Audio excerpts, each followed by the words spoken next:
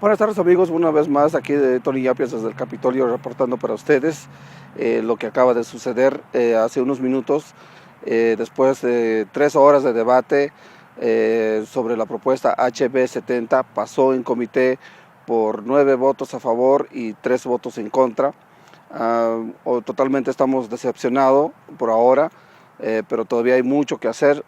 Falta la Cámara Baja un debate en la Cámara Baja y ver qué pasa, qué es lo que va a pasar ahí.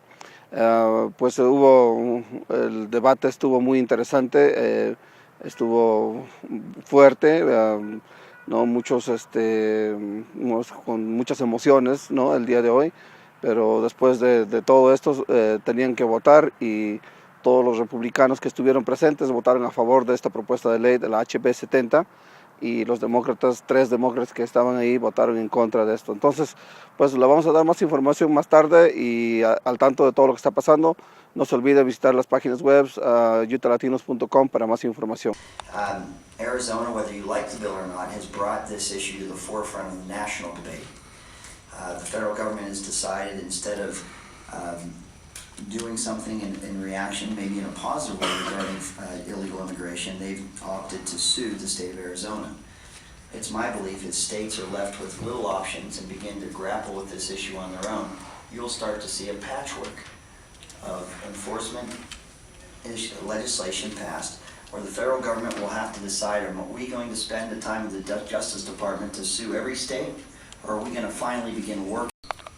Is creating comprehensive, real immigration reform.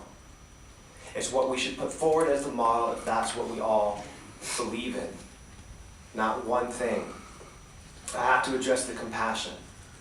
Because oftentimes, if you have compassion for someone who's undocumented, that's like a 4-letter word, it's a negative. I can't help but remember a constituent of mine who I haven't run into for a few years. But it was an individual. She was undocumented, but she had a child, a citizen, who had a severe disability. And you know what? We never exchanged words because we didn't speak the same language. But we connected in a way through our experiences, sometimes through an interpreter, sometimes just by spending time together, that words cannot connect.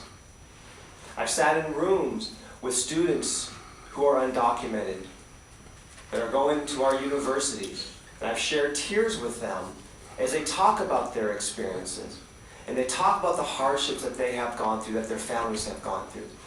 I have a great deal of compassion for the individuals who have to wait 10 years in line to come here legally.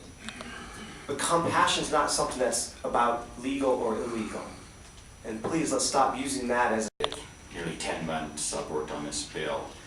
And as I've gone around the state and met with people, I do think we have a misconception of what compassion is.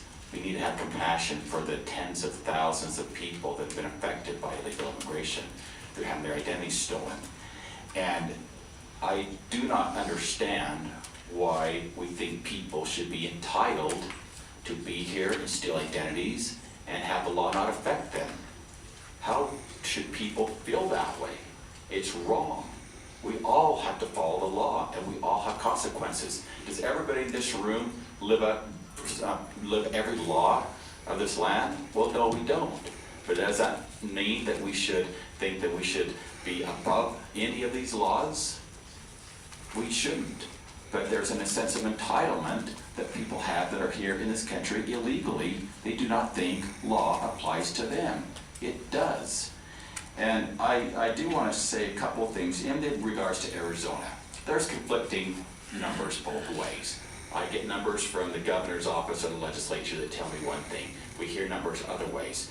One of the things I need to talk about is this whole idea about the Convention Bureau on Tourism. The study that was cited is flawed. I've talked to an individual that's looked the other way on it. They were looking at inquiries. Now, you might have 7 or 8 people inquire about a location and then finally settle on Salt Lake City or Atlanta, Georgia, and they might have inquired of Phoenix. And they were counting that as somebody that didn't come because of Senate Bill 1070. It was flawed. They were trying to make it look bad. any impact in Arizona was short-lived, and the benefits have been a lot better. We heard a comment from the Sutherland Institute, which, you know, I'm on their side on most issues. On this one, we're not. But I might say that the waiver that they're seeking to have their comprehensive reform simply will not and cannot happen. It is unconstitutional. I've talked to many members of Congress. I've talked to individuals that say it would take an act of Congress to get that through, and it will never happen.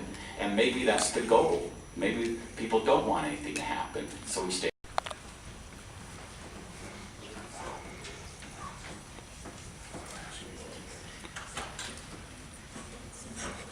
Representatives Arendt?